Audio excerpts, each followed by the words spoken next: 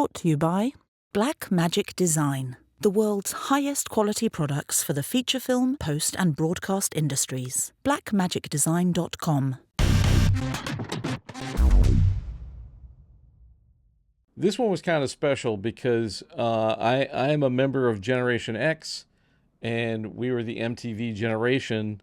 And this documentary is about an MTV show called Buzz. The film is entitled This Is Buzz, and it's directed by Mark Pellington, who is also one of the co-creators of Buzz, along with a guy called Jon Klein. I had actually seen this film early at Tribeca last year. I got invited to a sneak peek type screening. It was kind of like The Matrix. It's like no one could be told what Buzz was. You have to be shown, so it has Buzz was an MTV show. It was a documentary news magazine, experimental type show that ran for 13 episodes in 1990. So this is like after the fall of the Berlin Wall. MTV is still, riding high as like sort of an authority on music. It was really different. I mean, it was not music videos. It was not celebrity interviews. It was sound bites, weird collage video. The show had no host, and that was a big sort of point of contention for the network. They didn't even film this in America. They wanted it to be an international show, so it was anchored out of London. And they had a studio over there, and it was a really expensive show. It was $100,000 an episode, which in 1990 MTV money was a lot of money. Now it's like, nothing. These two guys got together. Mark Pellington started as the guy who did those really cool bumps and ads for MTV in between the music videos. And Jon Klein had come working on a news desk for, like Peter Jennings or, a major anchor.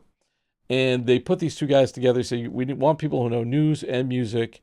We want to make this international show. And they came up with this really weird, oddball of a show. The thing that I loved about it was about the documentary was, first of all, it told me what this thing was. I mean, I was watching MTV in 1990, but like I'd never heard of this show. And it turns out that MTV had only put it on Sunday nights, and they never reran it, which is really strange because MTV reran. If you ever watched MTV, they reran everything. Like everything was on like all the time. This show, nope. You got 13 Sundays, and that's it. It was this unique show that captured the zeitgeist of what it was like to be in the turn of, coming toward the end of the century. And it was, they did shows about, the future. They would talk to young people. What do you think the future is going to be? They talk about the emergence of computer technology. They talk about sex and relationships, all in this very kind of like in your face type manner, to the point where like the interview subjects are practically coming through the screen. And you have this very avant-garde, collage-y kind of thing.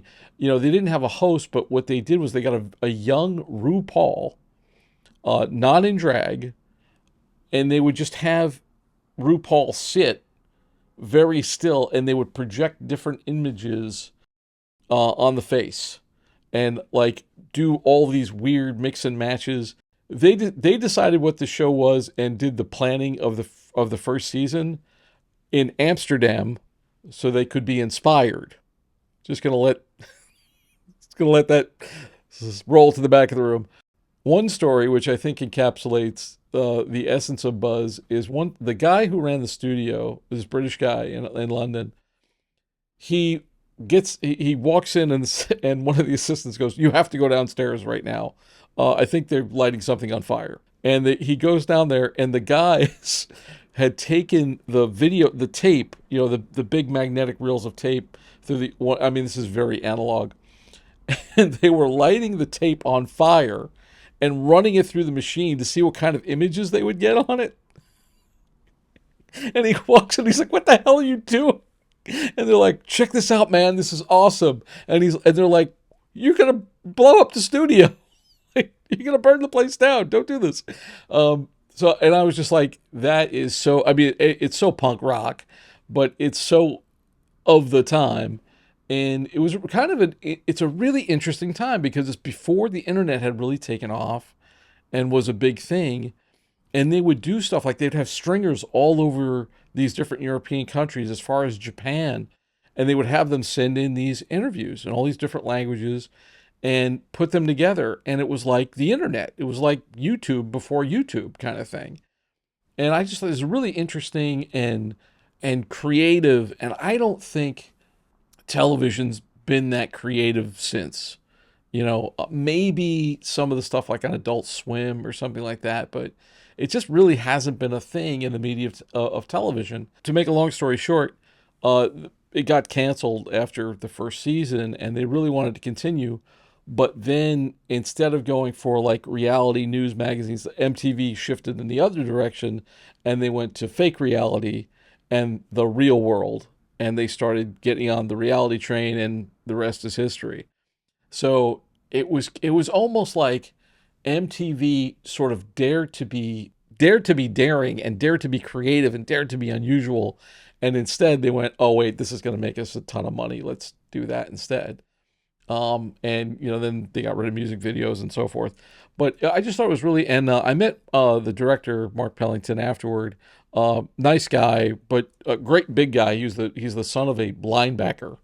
So he just has this huge presence, and he's also in the film, along with the interview subjects. And the interview subjects are like, there's a few like famous type people in there. Like I think The Edge from U2 is one of the interview subjects, but it's a lot of the creators and the people from MTV at the time, and they just give you a lot of context of what it was like to be alive then, coming out of the Cold War. And, I think for Gen X kids like me, it's going to hit you where you live, because it's going to remind you of a time when you were a young person, emerging into the world.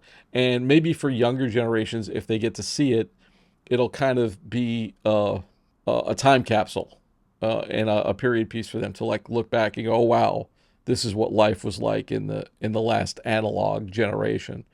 But anyway, a great film, and I really enjoyed it. This is the BTRP Media Network.